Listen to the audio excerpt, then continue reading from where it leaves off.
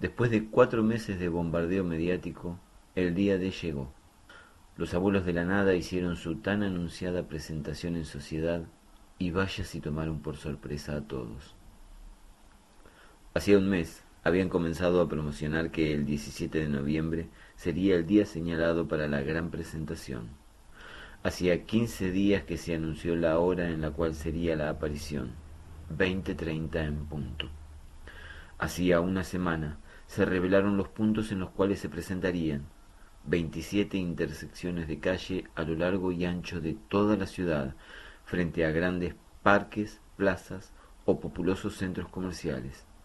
En todos ellos la cita era para el mismo día y la misma hora. La expectativa generada fue tan grande que en muchos de esos sitios debió interrumpirse el tránsito debido a la gran afluencia del público. La gran pregunta a esta altura ya no solo era quiénes eran los abuelos de la nada, sino también cómo harían para presentarse en todos esos lugares al mismo tiempo. Muy pocos advirtieron las grandes pantallas de publicidad callejera que había en los 27 lugares seleccionados, anticipando que podrían ser interferidas para una transmisión en cadena. Pero definitivamente ninguno pudo sospechar de qué trataba todo aquello hasta que el hecho fue consumado. Juan, sin poder mantenerse ajeno a tal revuelo, también se había dejado ganar por la expectativa generada por los incesantes spots publicitarios que desde hacía 4 meses venían invadiendo cada vez más y más frecuentemente todo medio masivo de comunicación al cual tuviera acceso el público. Y se llegó hasta Parque Chacabuco, una gran plaza de 1 hectárea ubicada entre las avenidas Asamblea y Curapaligüe, que era el punto de reunión más cercano a su departamento, para saber, de una vez por todas, qué o quién mierda eran los tan promocionados abuelos de la nada. A las 20:30 horas en punto, de una camioneta que había estacionada debajo de la pantalla publicitaria, comenzó a sonar una potente melodía, evidentemente para llamar hacia allí la atención de todos, ya que las pantallas carecían de sonido propio, y, unos segundos después, la imagen publicitaria de la hermosa modelo promocionando una crema antiarrugas fue interferida, reemplazándosela por la de un viejo edificio captado deficientemente por una cámara lejana. En el preciso momento en el cual 4 inofensivas bombas estallaron alrededor de la multitud, lanzando miles de panfletos al aire, el edificio de la imagen era demolido desde sus cimientos. Después de esto, cuando algunos de los presentes más cercanos a las bombas comenzaron a examinar los folletos a su alrededor, la imagen mostró a un hombre con ropas de combate y el rostro cubierto por un pasamontañas, de pie frente a una bandera argentina, el cual comenzó a hablar así. Lo que acaban de ver es el primer acto revolucionario de los abuelos de la nada, un movimiento subversivo que ha venido a demostrar cómo los sellos están siendo utilizados por los distintos gobiernos con un fin mayor, que es el dominio absoluto de la raza humana. Los abuelos de la nada, bajo el mando de quien les habla, comandante Miguel Abuelo, en solo 4 meses de investigación y seguimiento, con los mismos medios de que dispone el Estado Nacional, ha identificado y destruido a la plana mayor de los sellos, reunidos en el edificio que acaban de ver dinamitado por esta pantalla. En su interior, a esta misma hora, se hallaba reunida la cúpula máxima de los sellos a nivel nacional, siendo estos los jueces de la Corte Suprema de la Nación, doctores Agustín Pedernera y Elías Pontevedra, el diputado nacional por la provincia de Buenos Aires, doctor Genaro García Vidal, la ministra de Desarrollo de la Nación, doctora Fátima Esquivel, el comisario en jefe de la Policía de la provincia de Buenos Aires, Fantino de la Serna, el senador nacional por la provincia de Misiones, doctor Matías Campomayo, y el empresario automotriz, ingeniero James Schomers.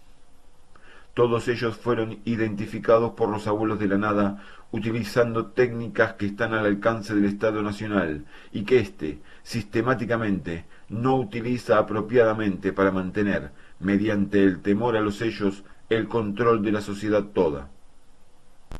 Es importante saber que el partido único no pertenece a los sellos, ni propugna su ascenso al poder, sino que los utiliza como excusa para... Y en ese momento, un policía que había descendido de uno de los dos patrulleros que rápidamente se llegaron hasta la camioneta que había bajo la pantalla, desconectó el audio, dejando muda a la imagen que continuaba con su silente argumentación.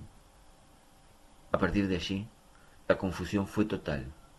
La multitud, absolutamente sorprendida por la proclama, se interpelaba a sí misma como un vano intento de comprensión, y aquellos que habían alcanzado los panfletos lanzados al aire por las bombas, los escudriñaban ávidos de respuestas. Los policías puestos a vigilar a los manifestantes parecían tan desorientados como los demás, y la cantidad de radios que comenzaron a sonar evidenciaban que la sorpresa no se detenía en ellos mismos, sino que las planas superiores de la fuerza nunca sospecharon de qué venía la cosa.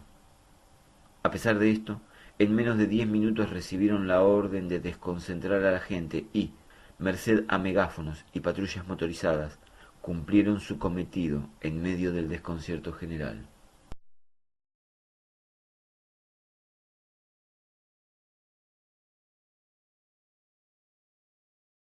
Vos sos boludo. Recriminaba Fabricio a Lautaro en medio de una amable pero aguerrida discusión, acodados en una mesa del Junter. Esas imágenes son viejas. Yo me acuerdo haberlas visto antes de todo este quilombo. Escúchame, no creo que necesiten recurrir a imágenes ya vistas si quieren montar algo así. Imágenes inéditas deben tener a montones en los noticieros. Si en las ediciones es más lo que sacan que lo que dejan. Si estuvieran vivos, tendrían que haber hecho una conferencia de prensa todos juntos diciendo, ven, estamos vivos.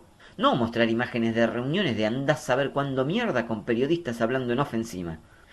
Mira, yo no voy a defender al Estado, pero la verdad es que boludos no son. Los abuelos de la nada querían instalarse de lleno en la escena nacional y el Partido Único, sorprendido por este hecho, lo que hace es decir, no señor, la agenda de noticias la seguimos manejando nosotros. No, yo creo que no, que les tocaron el culo y no saben cómo reaccionar. ¿Y vos qué pensás que está tan callado? Preguntó Lautaro a Juan para sumarlo a la charla. ¿Yo? Repreguntó él, para darse tiempo de alejar de sí a Irina y su posible participación en estos hechos. Pensaba en el abuelo. Ese viejo la tenía re clara, y estos tipos se llaman los abuelos de la nada. No creo que sea una coincidencia. Los otros dos se miraron como si esa respuesta no les dijera nada. Pero, ¿pensás que puede ser verdad lo de la cúpula a ellos? Finalmente preguntó Fabricio. Por supuesto que sí. Los sellos tienen innegablemente protección estatal. No digo que el Estado los proteja. Digo que para que funcione una fuerza así, gente del gobierno tiene que estar brindando protección. Funcionarios, ellos, seguro que hay. Y seguro que deben ocupar altos cargos dentro de su estructura. ¿Ves? Es lo que te digo yo. Retrucó Fabricio a Lautaro. Seguro que es verdad que los hicieron mierda los tipos estos. No, pará, detuvo Juan. Que yo diga que puede ser así no quiere decir que haya sido así, corrigió, provocando un cierto gesto triunfal en Lautaro. Si algo me quedó claro de las charlas del abuelo, es que Lauti tiene razón en una cosa. El partido único no es boludo. Me cuesta creer que algo así se les haya pasado por alto. Tienen cámaras hasta debajo de las baldosas. Vas a cagar y te encontrás un micrófono. Esto mismo que estamos hablando, estoy seguro que algún puto alcahuete del Estado lo está grabando. La verdad, no sé cómo pudo organizarse una estructura subversiva tal sin que ellos se enterasen. Los dos jóvenes se llamaron al silencio de sus mutuas arengas y lo pensaron reflexivamente un momento. Sin embargo, están ahí. Concluyó Fabricio, remitiendo su argumentación a los hechos. Sí, pero es muy pronto para saber qué o quiénes son. Va a haber que prestar mucha atención a cómo se suceden los acontecimientos. Pero no se preocupen, agregó con tono de advertencia. Les aseguro que los cazadores vamos a ser los primeros en saber de qué va esto.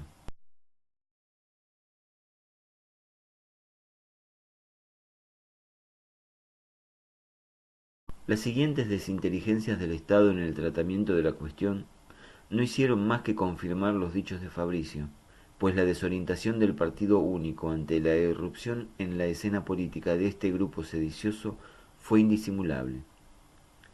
Tras la primera y desorganizada cobertura mediática sobre el tema, producto del shock sufrido por periodistas que carecían de un libreto estatal sobre el cual cerrar filas, sobrevino el silencio absoluto, sin dudas ordenado por el Estado, revelando con esto el innegable sometimiento de los medios al gobierno. Al parecer, la primera reacción después del estupor fue: si no hablamos de este hecho, entonces este hecho nunca ocurrió. Sin embargo, rápidamente comprendieron la estratagema de los abuelos de la nada que, al utilizar los medios de comunicación para promocionarse y al revelarse masivamente ante grandes concentraciones de público en distintos puntos de la ciudad, anticiparon esta actitud gubernamental, instalando el tema directamente en la gente para que no pudiera ser ocultado por ellos. Una vez comprendido que, a pesar del silencio oficial, la gente en las calles solo hablaba de los abuelos de la nada, no pudieron más que reconocer en parte lo sucedido. El primer paso fue desmentir que miembros del gobierno estuvieran involucrados con los sellos, algo de lo cual prontamente debieron retractarse, debido a lo indisimulable de la desaparición física de figuras con alta exposición mediática, signada como ellos por los abuelos, como el ministro de Desarrollo y el comisario en jefe de la policía de la provincia, que solían aparecer frecuentemente en distintos medios de comunicación y cuya sustitución se revelaría, cuanto menos, sospechosa. A ellos luego se sumaron los 2 jueces de la corte, terminando en estos 4 el reconocimiento oficial de funcionarios ellos. Después, analistas políticos afines al gobierno comenzaron a insinuar que los abuelos de la nada eran en verdad un brazo armado de los sellos, quienes habrían iniciado prácticas tendientes a confundir a la opinión pública y desprestigiar al partido único, con el fin de instaurar un estado anárquico en la población que facilitara su accionar. Incluso hubo quienes pretendieron poner en duda que los miembros del gobierno muertos pertenecieran a los sellos, o aun que hubiesen sido asesinados en el día, fecha y o modo en que se informó. Finalmente, y evidenciando una precariedad en la argumentación francamente inexcusable, se los quiso señalar como a un nuevo actor en el escenario político nacional que pretendía buscar un papel de partido o fuerza opositora, como en las épocas más nefastas de este país, para hacerse con el poder incluso por fuera de las reglas democráticas, siempre tratando de diluir el tema entre noticias de poca monta con el fin de minimizarlo hasta hacerlo desaparecer. Tal vez aquello que más inquietaba al gobierno, y de lo cual el común de la gente no estaba enterado en absoluto, era la mirada internacional que, al ver una aparente interrelación Estado-ellos, advirtió sobre una posible intervención militar al estilo indio en nuestro territorio. En medio de semejante quilombo, los cazadores fueron sometidos a un asedio casi insoportable, pues la primera consideración de las fuerzas oficiales fue que, si alguien sabía a ciencia cierta de la inoperancia del Estado en la lucha contra los sellos y tenía, al mismo tiempo, la capacidad organizativa de poner en práctica una acción tan directa en su contra, eran, precisamente, los cazadores. Así fue como nuevamente fueron llevados en masa a extensos interrogatorios que, en algunos casos, rozaban los apremios ilegales. Ante este nuevo panorama, muchos cazadores jóvenes, recién iniciados en el oficio, abandonaron para siempre la profesión. Otros pretendieron salirse de sus filas y cazar ellos sin control y ayuda del Estado, lo cual era prácticamente imposible. Y otros tantos, creídos de la gravedad del nuevo escenario nacional que pregonaba el partido único, habrían pasado a engrosar las columnas de ese mítico cuerpo de élite que se estaría gestando.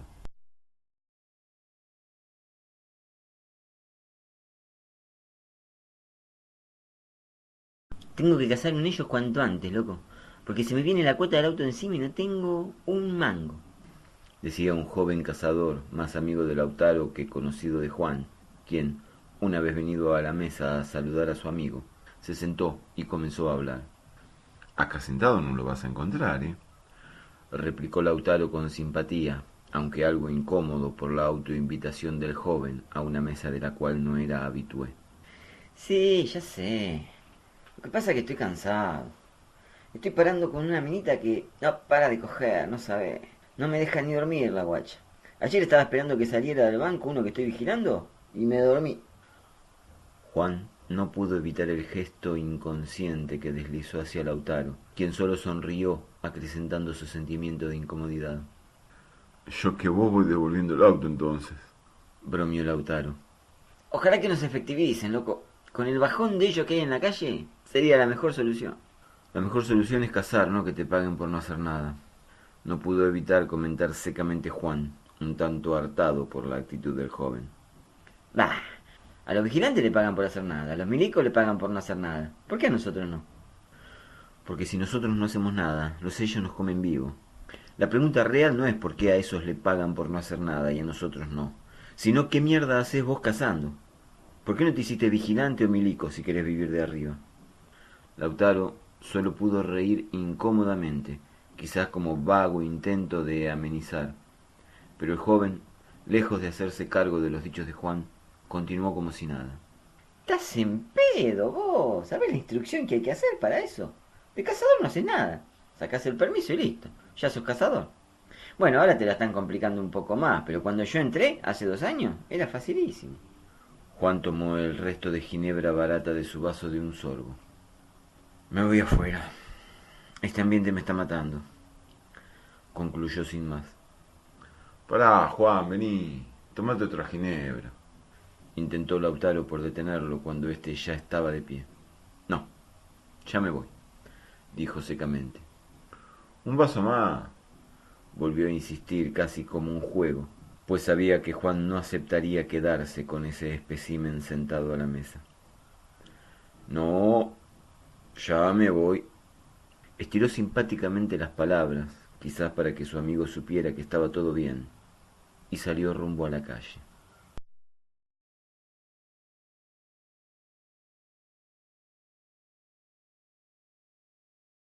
En realidad, aunque no había nada que indicara al grueso de la población que los dichos de los abuelos de la nada acerca del descabezamiento de los sellos fuera veraz, era claro que algo había cambiado. Si bien los funcionarios citados por ellos como miembro de los ellos habían desaparecido de la escena pública, el gobierno, si no hubiese sido tomado tan por sorpresa, hubiera podido argumentar que esos funcionarios habían sido en efecto asesinados, pero no por pertenecer a los ellos, sino para dar la impresión de pertenencia y así sembrar rápidamente dudas sobre los fines perseguidos por el movimiento sedicioso. Como el abuelo dijo una vez, si algo saben los gobiernos del mundo es que no importa qué sea verdad o mentira, sino qué cree la gente que es verdad o mentira. Y con la orientación adecuada, la insistencia necesaria y la convicción suficiente, la gente, en su mayoría, termina creyendo aquello que el gobierno afirma como real.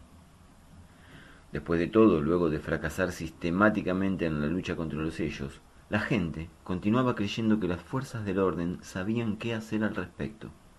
Sin embargo, para que una estrategia así funcione realmente, todos los relacionados directamente en la trama tienen que responder a un mando superior que los aglutine, para asegurar la hegemonía del discurso a la hora de acordar cuál es la verdad más conveniente para que el pueblo crea. Y allí aparecía una fisura en esta corporación del pensamiento único, porque los cazadores, al estar íntimamente relacionados en la lucha contra los sellos, formaban parte de este todo que debía ser adoctrinado para adoctrinar a la masa, pero al no ser una fuerza del Estado y al no responder a estratos superiores, no podía instruirse de manera unánime y efectiva, y tal vez fuera esa la razón por la cual se los estaba acosando desde hacía tanto tiempo.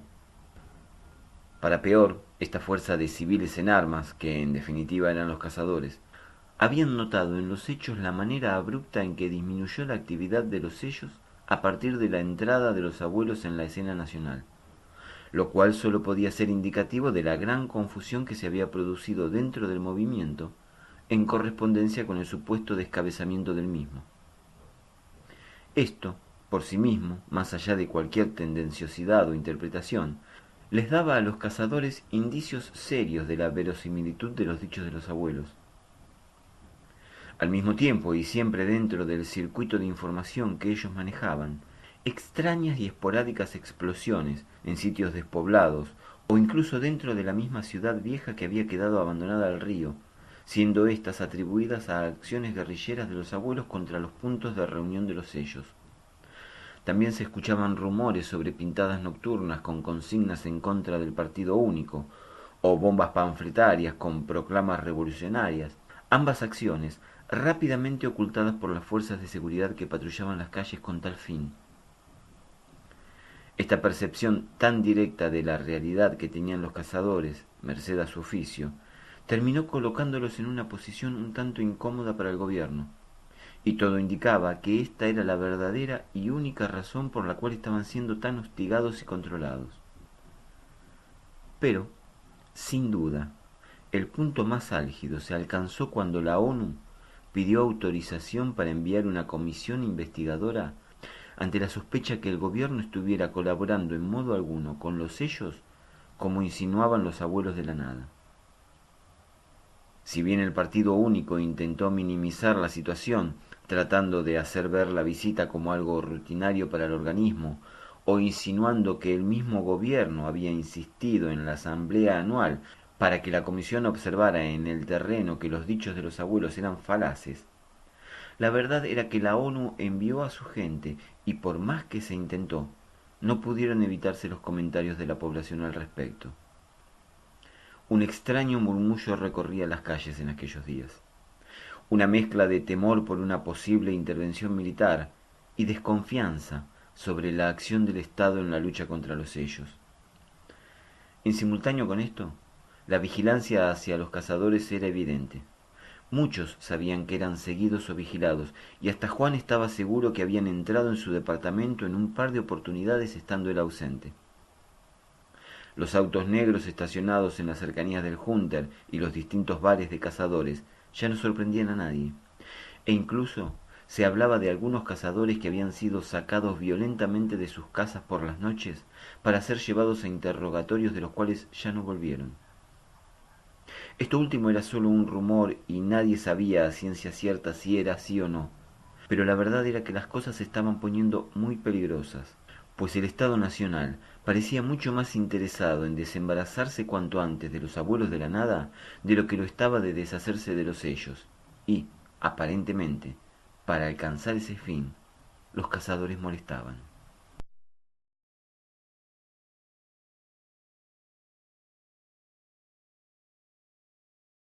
No, loco, para. Una cosa es que nos vigilen y nos sigan, y otra muy distinta que se metan en tu casa, Decía Fabricio muy enojado.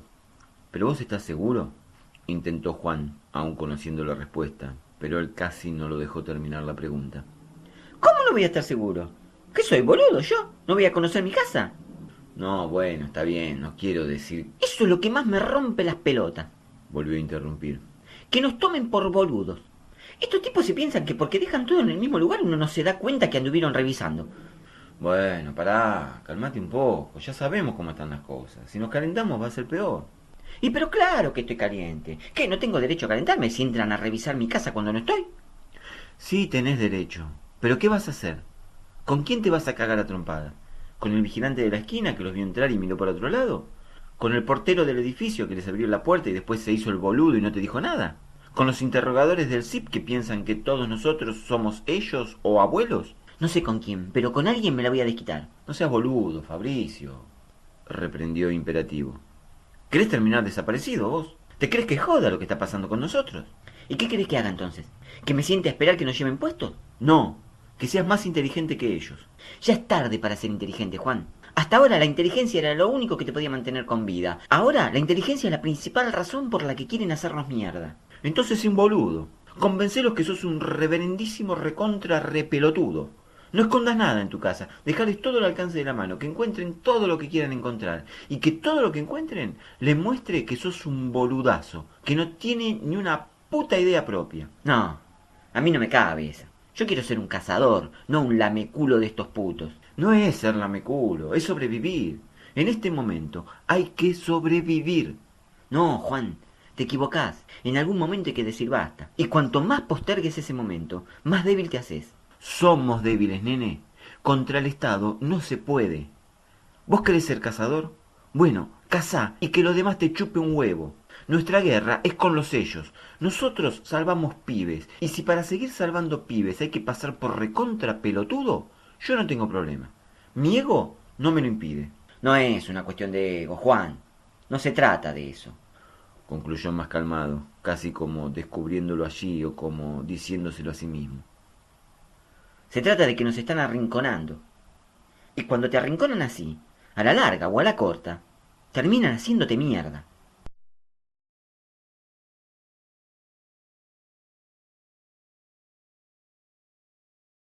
Las cosas se pusieron realmente feas para Juan, cuando en uno de los tantos interrogatorios le preguntaron por el abuelo.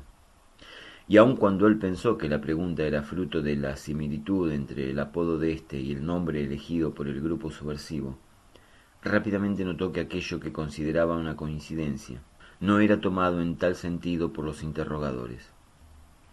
Si bien, conocedor de los métodos oficiales, intentó despegarse velozmente del abuelo, sabía que no podía negar la estrecha relación que hubo entre ambos, o las coincidencias ideológicas en las cuales muchas veces incurrieron, pues cuando estos aprendices de inquisidores hacían una pregunta, era porque conocían más de la mitad de la respuesta, y uno terminaba metiéndose en un problema de difícil solución si no se manifestaba conforme a cuanto ellos sabían de uno.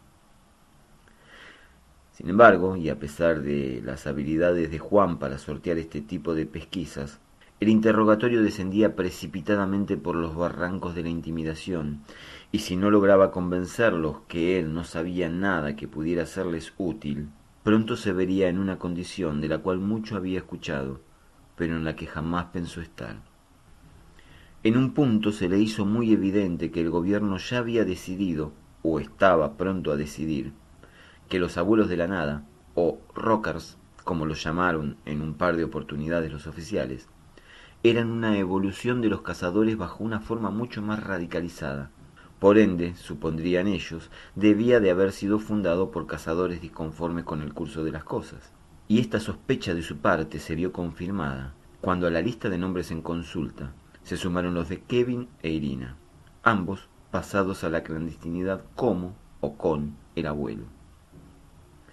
Finalmente, hostigado por la cantidad de información y la presión a que estaba siendo sometido, supo que era el momento de revertir su situación, y en el punto exacto en el cual los interrogadores consideraban que debía quebrarse, Juan, quien en ningún momento dejó de estar un paso por delante de ellos, reaccionó de la manera exacta en la cual interpretaban debía hacerlo si no se hallaba involucrado.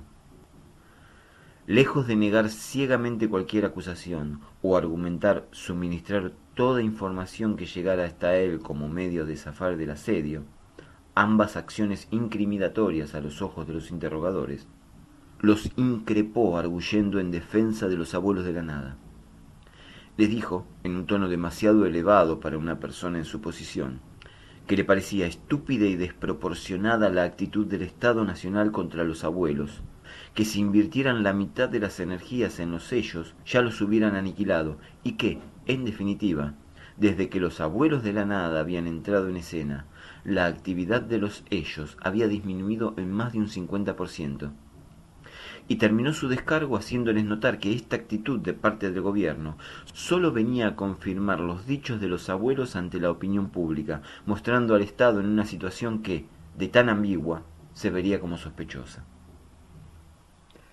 Ante esto, no sólo argumentado con las palabras precisas, sino también la acertada carga de indignación, hartazgo y corrección política, cambió drásticamente el tono del interrogatorio. Los oficiales, que hasta allí lo habían hostigado con acusaciones solapadas y sospechas infundadas sobre él, sus dichos y su entorno, se distendieron y rectificaron, aún su postura corporal rígida y marcial, por una un tanto más informal.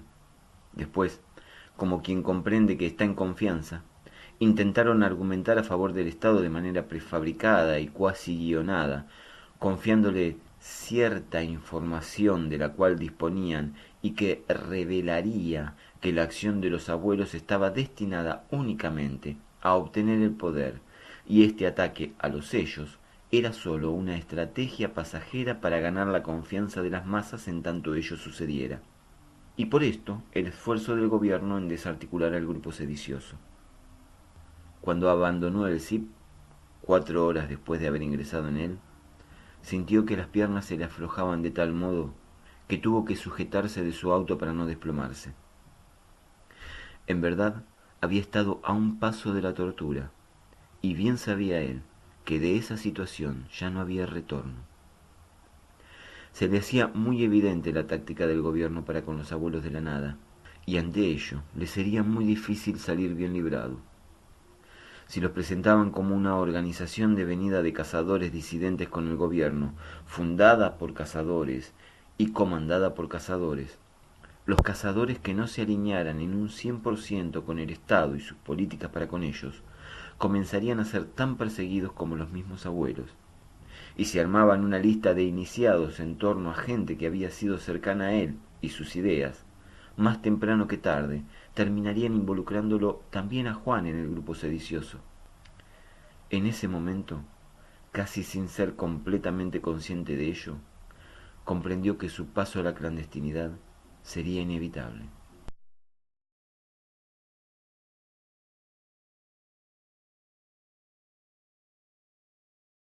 Me preguntaron por Juan.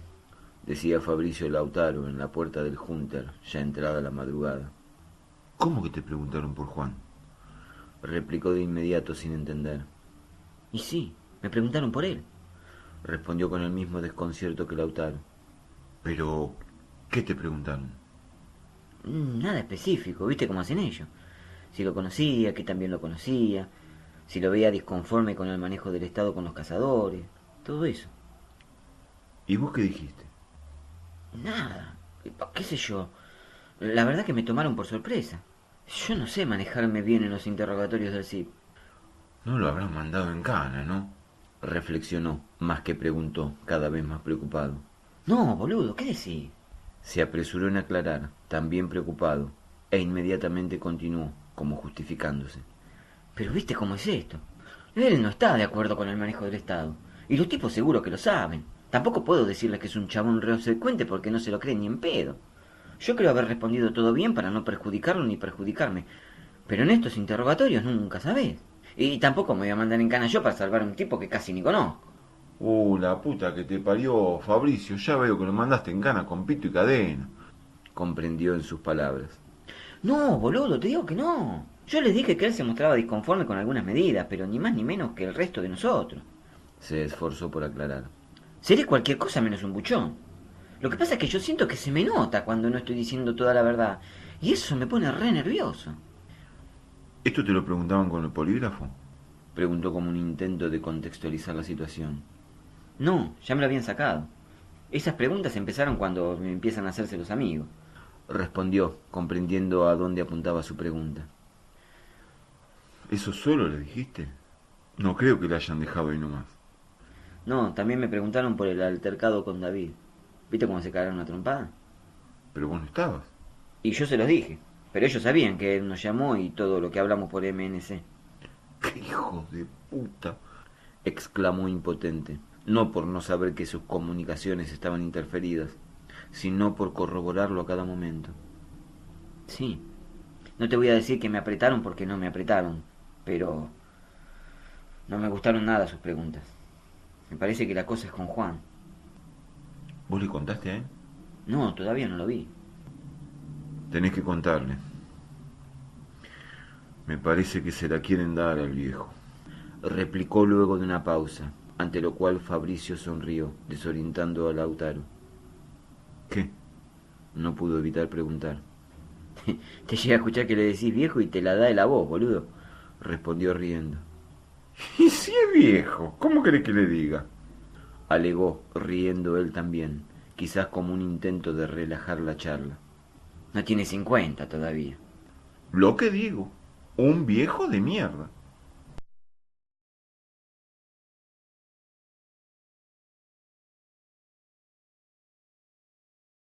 Apenas poco tiempo después de anoticiarse de esto, supo que las fuerzas de seguridad habían comenzado a llamar a los abuelos de la nada por el nombre de rockers.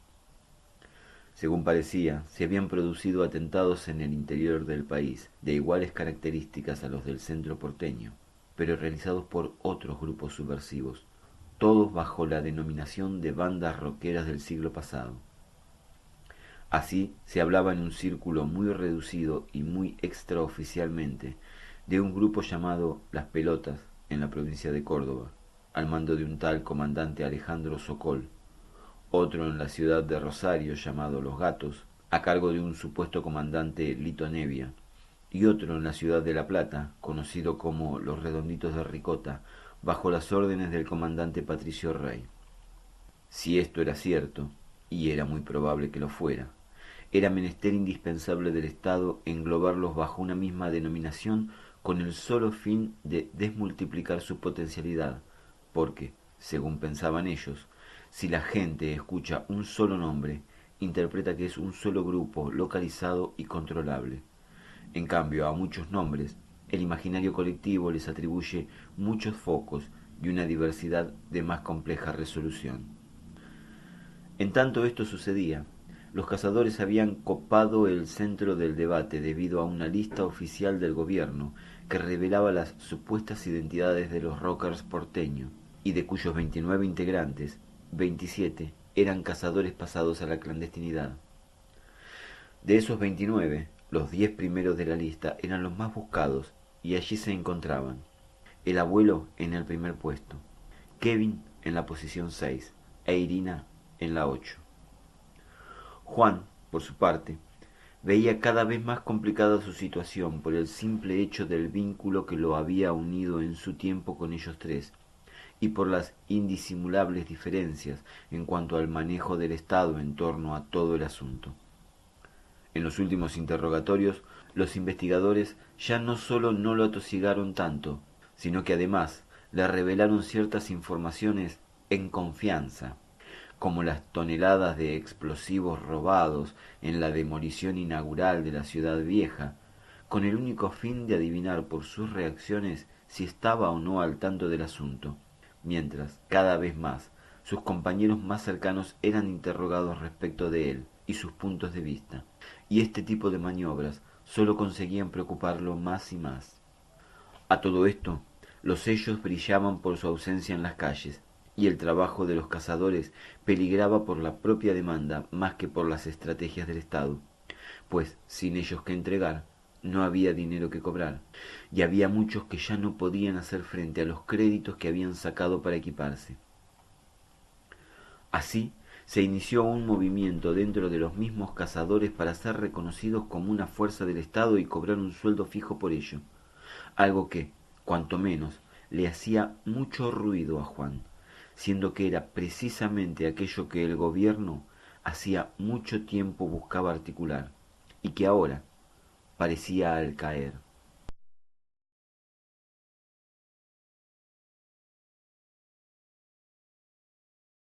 No te voy a decir que es imposible, pero no creo que sea así, decía Juan a Lautaro sentados a la mesa del Junta, después de darle un pequeño sorbo a su vaso de ginebra. El abuelo ahora debe estar rondando los 70 años. No creo que ande en disposición de andar poniendo bombas por ahí. Autor intelectual. No necesita poner bomba. Puede estar manejando todo desde un escritorio, replicaba éste, mientras encendía un apestoso cigarrillo con más aroma a rancio que a tabaco. Escritorio. Me parece que tenés una imagen muy poética de la clandestinidad.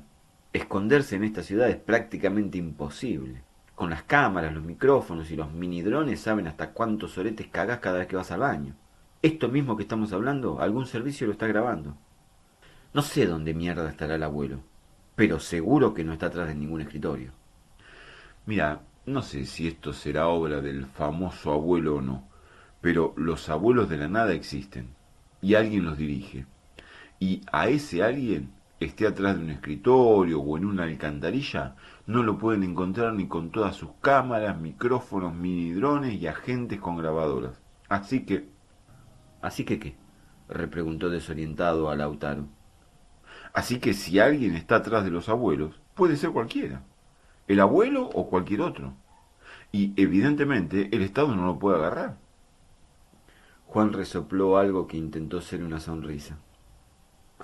Yo a veces no sé si vos sos boludo o te haces el boludo por miedo a que te estén escuchando. A mí lo que me parece es que vos ya tomaste demasiado por hoy.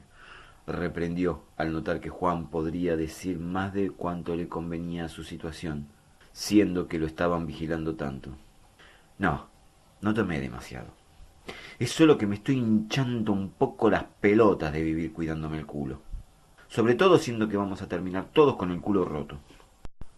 Y entonces era cuestión de relajarse y gozar. Intentó decir más con el gesto que con las palabras, para que Juan notara la situación. Todo es cuestión de elegir, ¿no?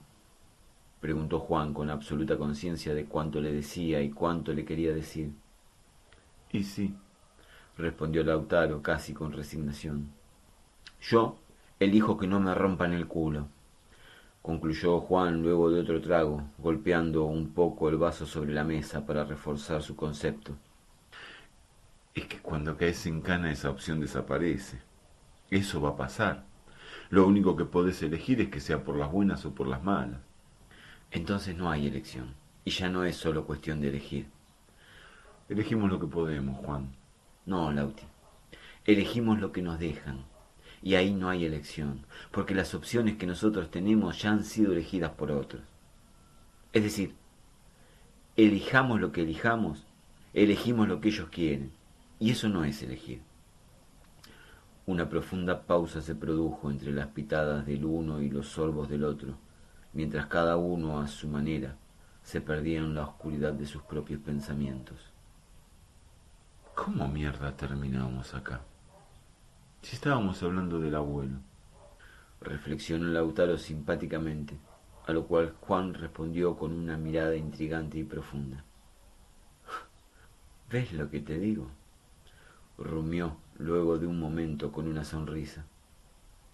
No sé si sos boludo o te haces el boludo. Lautaro lo interrogó con un gesto, ante el cual Juan concluyó. Yo nunca estuve hablando del abuelo.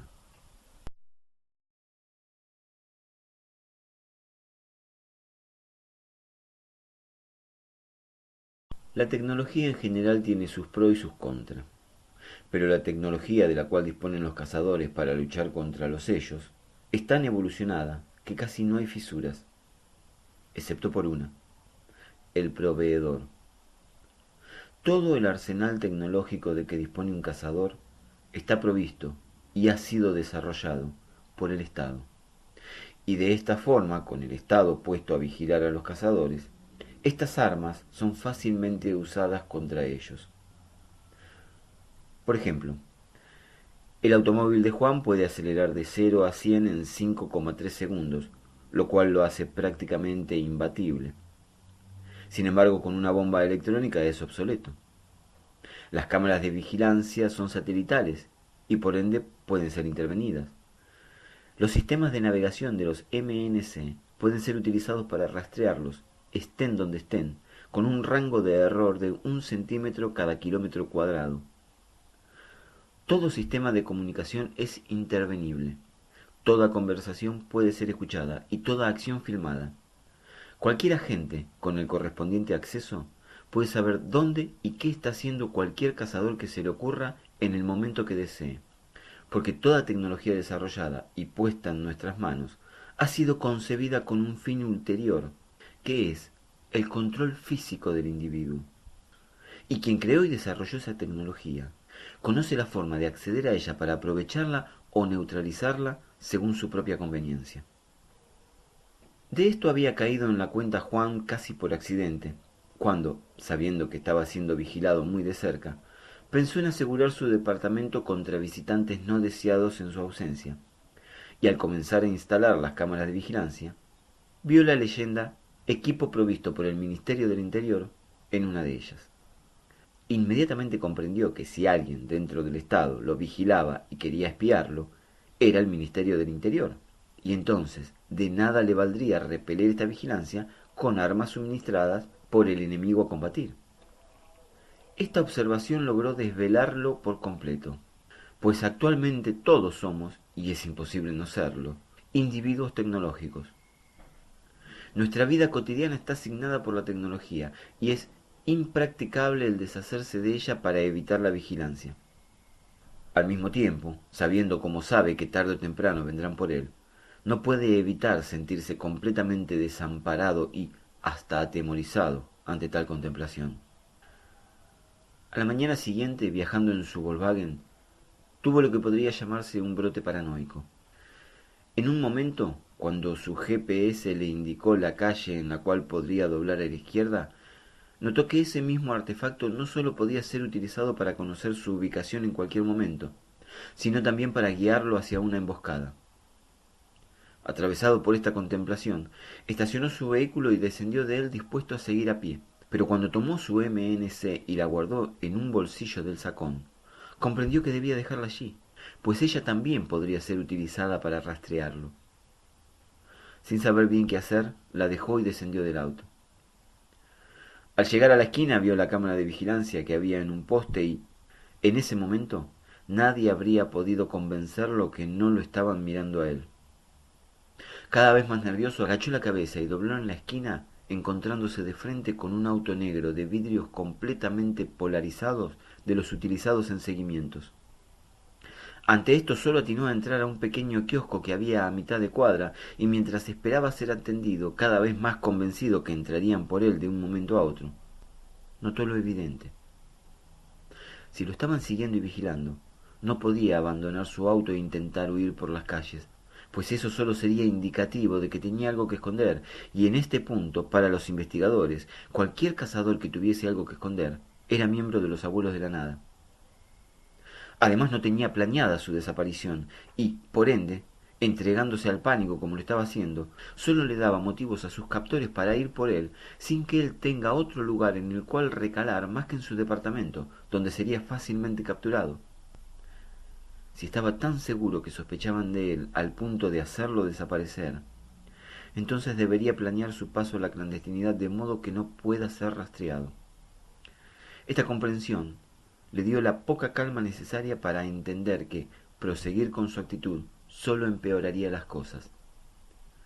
Y entonces, cuando finalmente fue atendido, compró un alfajor y volvió a su automóvil como si nada, mientras en su mente comenzaba a trazar una estrategia para la fuga.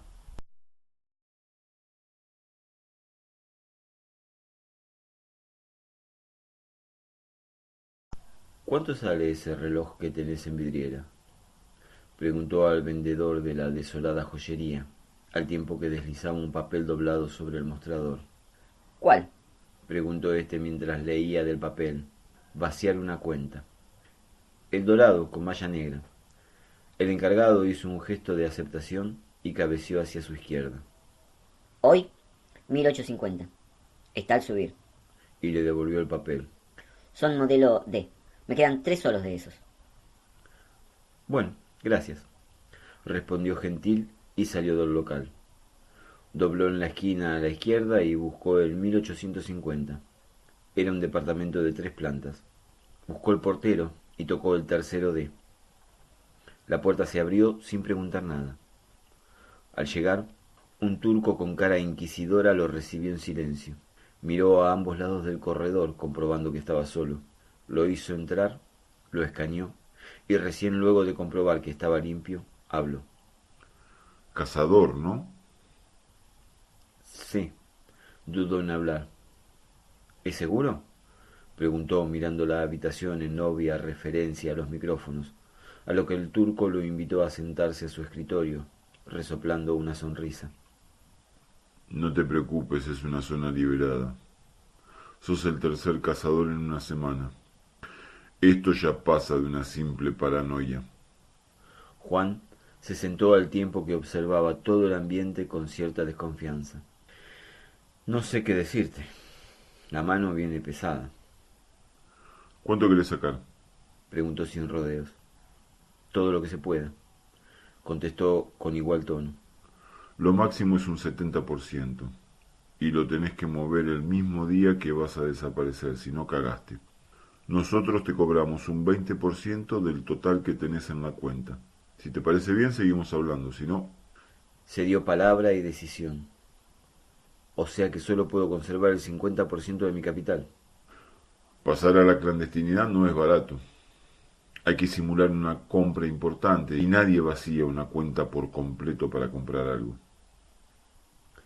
Está bien. ¿Cuánto hay en la cuenta? 300.000 más o menos. Imagino que auto tenés. Sí. Entonces un velero o un anticipo para un yate. ¿Ya tenés nueva identidad? No, todavía no. No importa. Abrimos una cuenta fantasma triangulada con Uruguay y Bermudas y después le ponemos un nombre físico. Es irrastreable. Para el Estado la guita desaparece de tu cuenta y no la ve nunca más. Y deslizó una tarjeta de un local de videojuegos sobre el escritorio. Eso sí, cuanto antes te consigas una identidad mejor, porque sin nombre no puedes tocar la plata. Acá hay un amigo que puede ayudarte. Preguntá por el nuevo Warriors on Mars o algo así. Si lo pronuncias bien, mejor. Versión 3D. Juan tomó la tarjeta y la guardó en su bolsillo luego de hojearla vagamente. ¿Cuánto demora todo el proceso? Preguntó luego de una pequeña pausa. Es inmediato. Si vos ya tuvieras tu identidad y lo hacemos ahora, salís de acá y ya podés utilizar la cuenta nueva. Pero como te dije, lo tenés que hacer el día que vas a desaparecer, porque así de rápido como lo haces, así de rápido los tipos detectan el movimiento y si no te vas, te van a buscar de las pestañas a ver qué hiciste con la guita. Y sin la guita, y sin un bien que justifique el gasto, estás hasta las manos. Juan lo pensó un momento más ante la mirada inquisidora del turco. ¿Cuándo vas a desaparecer? Preguntó presintiendo que Juan no podía darle esa respuesta. Eso es lo que estoy pensando. Recién me estoy organizando. Bueno, pensarlo tranquilo. Ser clandestino no es fácil. Por eso es mejor serlo con guita en el banco.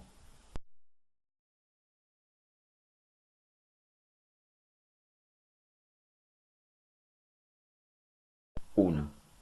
¿Por qué luchan los abuelos de la nada?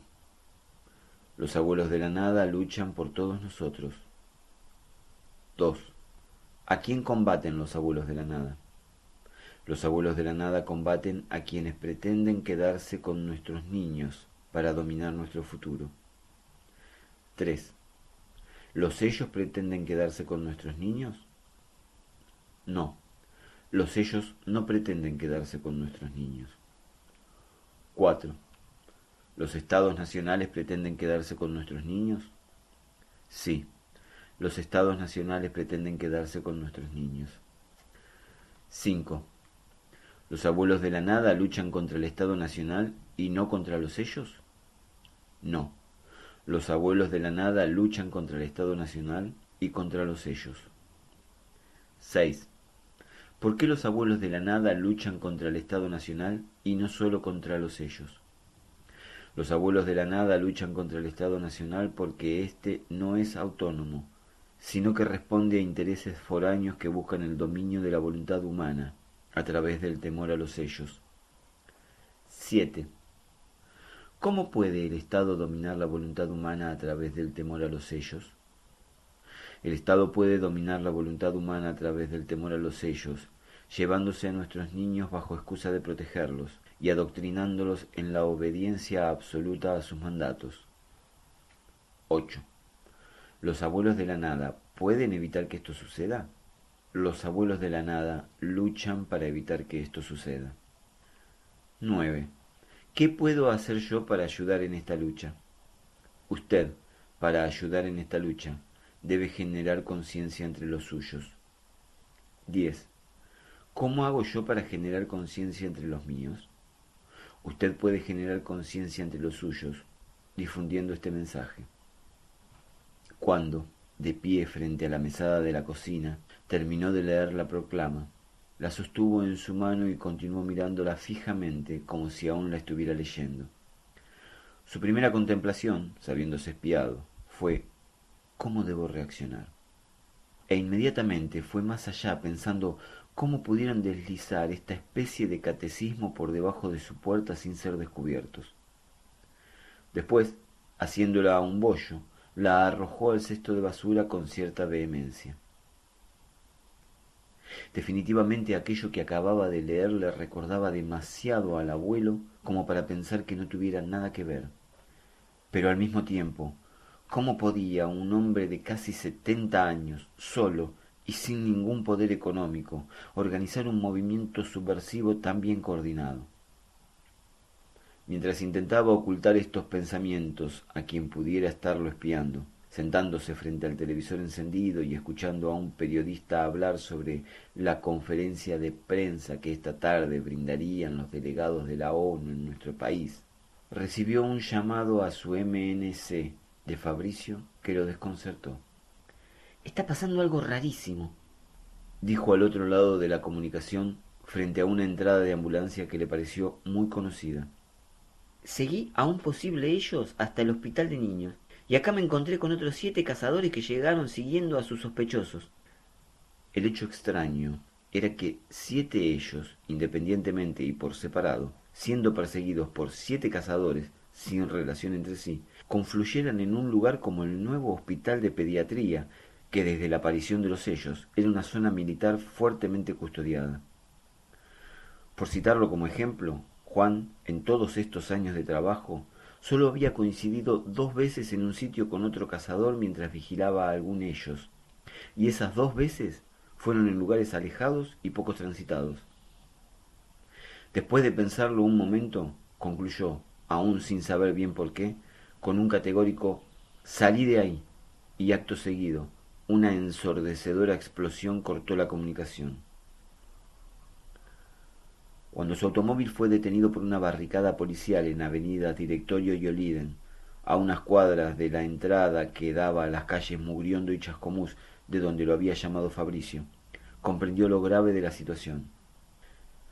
El hospital había sido tomado a la fuerza por los sellos, dato corroborado por los sonidos de explosiones y disparos, y toda la zona estaba siendo acordonada.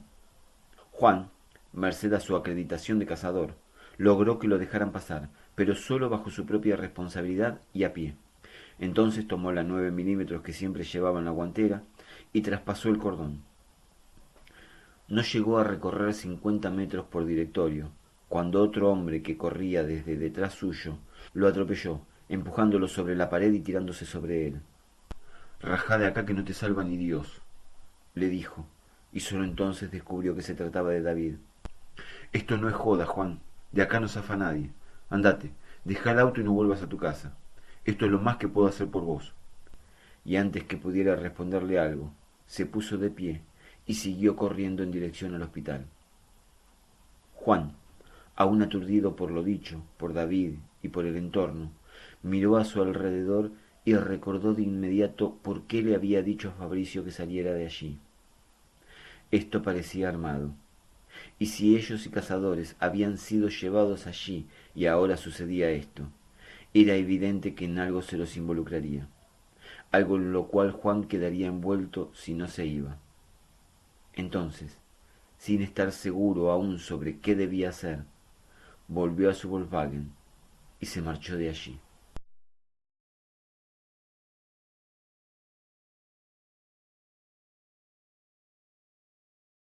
Se los llevaron a todos en 2 colectivos, Juan. No sabés lo que fue eso», contaba Lautaro, aún conmocionado, a Juan, sentados al banco de la plaza en la cual acordaron encontrarse. «Nunca vi algo así en un Junter. Yo zafé por esto», agregó, separando mínimamente su índice y su pulgar. «Por esto.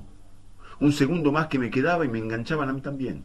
«Ya está, era lo que estaban buscando, ya tienen la excusa», resignó impotente. «Yo hablé con algunos que ya largaron. Los apretaron fiero, pero los apretaron de verdad, continuaba Lautaro, como si todavía no pudiera creer aquello que le había tocado vivir. Yo no sé si esto lo armó el Estado. «Lo armó el Estado», refutó sin lugar a dudas. «Yo estaba hablando con Fabricio cuando lo mataron. Él no tenía la más puta idea de lo que iba a pasar ahí. Te puedo asegurar que no tenía la más puta idea». ¿Pero para qué los apretaron así entonces? Si saben que los cazadores no tuvieron nada que ver. Porque tiene que parecer real. Pero una cosa es real para el afuera y otra muy distinta para el adentro. Si ya sabemos de qué va la mano, si ellos saben que nosotros lo sabemos. Escúchame, algunos anoche se lo llevaron a los bastonazos. Hablaban con vehemencia, el uno tratando de entender, el otro que entienda. Van a venir por todo. Esto recién empieza. Nos van a buscar uno por uno y al que no se someta lo van a hacer mierda. Hizo una pausa acorralado por la realidad y luego comprendió. El abuelo tenía razón. Esto no es contra los sellos. Estos hijos de puta nunca estuvieron combatiendo a los sellos. ¿Y vos qué decís que hagamos? Preguntó Lautaro luego de un silencio en el cual sus miedos parecieron agigantarse. Juan lo miró con honda preocupación. En un punto no quería alarmarlo más de la cuenta, pero al mismo tiempo sabía que si no le decía la verdad, podía costarle la vida. Yo tengo que desaparecer ya. A mí me la van a dar seguro. No puedo quedarme quieto, soy boleta. Vos, dudó. Depende de vos. Si vos te sentís capaz de convencerlos que estás de su lado, quédate. Pero si tenés una mínima duda, mandate a mudar porque van a ser impiadosos. ¿A dónde mierda voy a ir yo? Yo me tengo que quedar. Si me escapo va a ser peor. No tengo ni puta idea de cómo moverme en la clandestinidad. Me van a encontrar y me van a hacer mierda de una. Resopló con angustia. ¿Por qué mierda no me habré hecho mozo? Porque querías ayudar, reflexionó casi a pesar suyo. ¿Te das cuenta? Siempre es igual. Siempre van por los que quieren ayudar. A esos enseguida se los sacan de encima. ¿Sacarnos de encima? Si ellos nos crearon. Fueron ellos quienes pidieron nuestra ayuda en primer lugar. Juan ya no le respondía a él, sino que parecía hacerlo consigo mismo. Es verdad. Fuimos creados por el Estado. Y quizá eso sea lo peor. Porque tal vez solo nos pidan ayuda para que demos un paso al frente y sea más fácil asestarnos el balazo.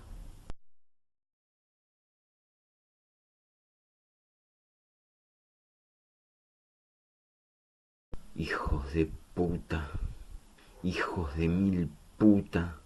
Eso pensaba Juan, escondido tras el chop de cerveza de aquel superpoblado bar porteño, mientras sus ojos, como el de todos allí, seguían la información del noticiero en los plasmas de las paredes.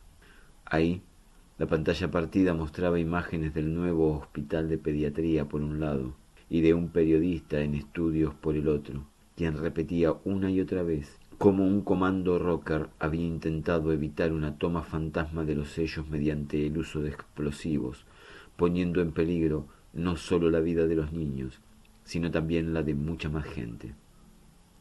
Desde el lugar, otro periodista, mucho más joven y micrófono en mano, enseñaba a la distancia los cuerpos sin vidas de los subversivos aún diseminados por la zona, mientras advertía que dentro del hospital continuaba la lucha cuerpo a cuerpo con las fuerzas de seguridad, quienes, merced a su rápida intervención, lograron evitar la toma, tanto de unos como de otros. Una puta mentira. Todo esto es una puta mentira armada por el gobierno. No pudo evitar decir en voz alta, y ante la mirada de un grupo de jóvenes que había en una mesa próxima continuó. No hubo ningún intento de toma fantasma. Los abuelos de la nada ni enterados deben estar de lo que está pasando. Esto es contra los cazadores. Siempre fue contra los cazadores. Juntaron a un grupo y los llevaron ahí. No sé cómo, pero hicieron que fueran ahí y los mataron a todos. Ahora dirán que esos cazadores eran rockers. Ahora dirán que todos los cazadores son rockers. Nos hicieron mierda. Nosotros era la única defensa contra los sellos y nos hicieron mierda. Después notó que había hablado de más y salió del bar. Ya era clandestino. Había dejado su auto abandonado en el estacionamiento de Honduras y Humboldt. Había tomado un taxi y había escondido en él su MNC para que estuvieran días persiguiéndolo por toda la ciudad en vano. Había entrado a un baño y había cambiado su fisonomía con un gorro jamaiquino inflado de falsas rastas, una barba postiza hasta que creciera la propia, y un atuendo que él jamás hubiera usado en su vida. Había robado una billetera para tener tarjeta de débito por 12 horas, lapso de tiempo en el cual sería detectada y debería volver a robar otra para poder alimentarse u hospedarse, o simplemente sobrevivir así, de a cada 12 horas, aunque mal no sea hasta que pudiera usurpar alguna identidad que le permitiera conseguir un empleo o, al menos, le diera algo más de margen de acción. Obtener un nuevo nombre no era algo tan difícil para un cazador, no para uno que se estaba preparando para esto. Había conseguido los códigos para entrar en el sistema hospitalario, algo que podía hacerse desde cualquier cibercafé, e interceptar los certificados de defunción que se enviaban al registro central de las personas. Cuando alguien moría, el médico labraba un acta digital que era enviada al registro. El sistema era considerado muy seguro porque los códigos de acceso variaban automática y continuamente con cada nuevo documento enviado, y se creía que así no podían intervenirse. Sin embargo, quienes sabían de estos asuntos tecnológicos habían descubierto un patrón en la variación de estos códigos, y ellos los llevó a desarrollar un sistema para anticiparlos.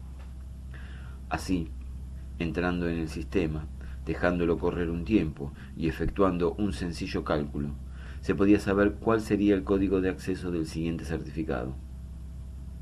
¿Para qué servía esto? Muy fácil. El muerto, para el Estado, no estaba muerto hasta que el certificado entrara en el registro de las personas. Pero los familiares, el médico e incluso el hospital mismo no tenían acceso a si la información llegaba o no. La confianza en el procedimiento era tal que la información circulaba en una única dirección. El médico enviaba el parte y el cuerpo era entregado a los familiares, quienes lo velaban y cremaban. Sin embargo, el hospital no recibía ninguna constancia que el certificado había llegado. Si ese certificado era interceptado en ese momento, quien lo interceptaba podía ocupar, legalmente hablando, el lugar del difunto sin el conocimiento ni del Estado ni de los parientes. Solo le bastaría con efectuar un cambio de domicilio, no hacer nada que llame demasiado la atención, y seguir adelante con la vida que el muerto le dejó sin que ni el Estado supiera que estaba muerto, ni los familiares que seguía con vida. Lo más difícil, aquello que llevaba días, incluso semanas, aquello que el anticipado salto a la clandestinidad le impidió realizar con la calma y mesura que la cuestión ameritaba, era encontrar a alguien que cuadrara dentro de su perfil, y a ello debía Juan abocarse de inmediato.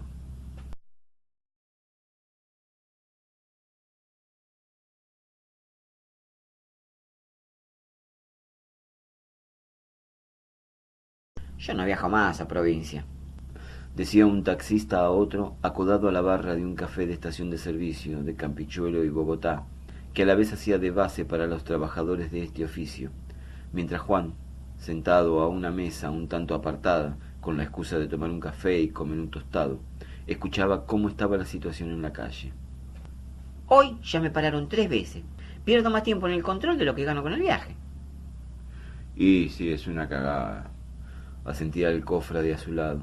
Con lo flojo que está el laburo y estos hijos de puta ahora se les da por controlar todos los accesos. Esto es por los cazadores de mierda que se hicieron rocker. Se están escapando como ratas por tirante. Intervino un tercero. ¿Y se escapan al conurbano en taxi? ¿Qué son, boludos los tipos estos? Contradijo el primero. Además eso es una pelotudez, acotó el segundo. Si los coches están todos intervenidos, tenemos cámaras y micrófonos hasta en el culo. No tienen necesidad de hacer operativos para agarrar a estos tipos. Esto es para la gilada, para dejar contentas a las viejas chusmas que salen a barrer la vereda. Para mí está bien. Se sumó un cuarto. No importa que no sea necesario. Es acción psicológica, como le dicen los que saben. Así se sienten tan perseguidos que terminan mandándose en cana solos. Ah, bueno, habló el experto en seguridad interior. Cargó simpáticamente el primero. Yo no seré experto en nada, pero si a un tipo que tiene el culo sucio lo presionás y lo presionás y lo presionás al punto que sienta que no pueda caminar tranquilo por la calle, yo te puedo asegurar que lo distinguís en una multitud. O vos no te das cuenta cuando ves a alguien tratando de pasar desapercibido. Mira, yo no sé si será así, pero lo que sí te digo es que así el laburo se va a ir a la mierda. Intentó cerrar el tema el primero. Eso es verdad. Si encima que está flojo no podemos hacer más viajes a provincia, se va a complicar muchísimo. Respondió el segundo. Yo, ¿qué quieren que les diga? Volvió a la carga el cuarto. Tengo 3 pibes y hasta que no cumplan los 14 voy a vivir con el culo en 4 manos. Si esto sirve para frenar a los sellos, a los rockers y a toda esa manga de hijos de puta, y bueno, habrá que ajustarse el cinturón. Para mí lo más importante son los pibes. Y creo que en eso estamos todos de acuerdo. ¿O no?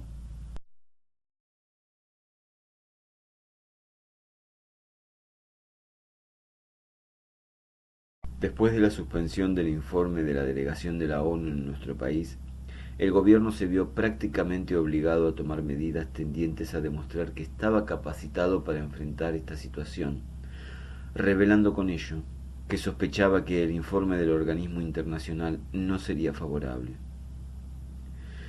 Si bien habían decidido, casi inmediatamente después de ocurridos los acontecimientos, suspender todas las actividades de los cazadores por considerarlos una fuerza fuera de control, cuando la lista de los supuestos rockers involucrados en el intento de toma del hospital arrojó que todos ellos eran cazadores, estos supieron que sus días estaban contados. 24 horas después, se anunciaba el empadronamiento a nivel nacional de todos los cazadores y su paso a la órbita de la Secretaría de Seguridad Interior, transformándolos en una nueva fuerza de seguridad que vendría a ocupar un estamento intermedio entre la Policía Federal y la CIDE. Para ello, todos debían realizar una instrucción de 6 meses y, a consecuencia, serían categorizados con rango y sueldo fijo. Se nombraría una subsecretaría a la cual deberían responder y la cual se encargaría de dirigir y organizar la lucha contra los sellos, y pasarían a llamarse GSSA, siglas de Grupo de Saneamiento Social Argentino. Y quien no estuviera de acuerdo o se resistiera a ello, sería investigado bajo sospecha de rockers, con todo lo que ello implicaba. Juan no necesitó ver que Fabricio figuraba como rocker en la lista de cazadores muertos en el hospital de niños para saber que se había utilizado y manipulado este hecho para destrozarlos. Lo que no lograba comprender aún era el por qué ensañarse de tal manera con los cazadores. En este punto, él quería creer que la inoperancia del gobierno era tal que al verse superado por los acontecimientos hicieron lo que tantas veces habían hecho antes, buscar un chivo expiatorio al cual responsabilizar por su ineficacia. Sin embargo, la persecución hacia los cazadores venía de mucho tiempo atrás, y esto, más que un hecho usado para, parecía un hecho armado para. Lo cual también le producía cierta confusión, porque si la idea era usar a los cazadores para dejar conformes a los veedores de la ONU y tratar de revertir un informe negativo, no se daban cuenta que al destruir a los cazadores estaban destruyendo la única contención real que tenían contra los sellos. Así, la lucha real contra los sellos quedaría ahora en manos exclusivas de los abuelos de la nada, y esta lucha, merced a los métodos de estos y al encarnizamiento del Estado al combatirlos, prometía tornarse mucho más sanguinaria, inestabilizando aún más toda la región. Así y todo, si las razones del Estado habían sido frenar de algún modo la presión internacional, otra vez su desempeño los habían llevado al fracaso más absoluto. Cuando 3 días después de las medidas oficiales, la delegación de la ONU dio la tan esperada conferencia de prensa, reveló que, tras analizar exhaustivamente la situación local en referencia al accionar de los sellos y todos los grupos derivados de esta lucha, este organismo considera menester irreductible que el gobierno permita el arribo de fuerzas internacionales que lo orienten y ayuden en el control de una situación que, evidentemente, se les ha ido de la mano y no pueden controlar por sí mismos. Si bien el informe parecía lapidario, los analistas, alcahuetes del gobierno, coincidían en la importancia de resaltar que el organismo internacional en ningún momento sospechaba de la colaboración Estado-ellos, sino de una superación de la situación, dado que los ellos eran una fuerza internacional y nosotros solo un Estado independiente.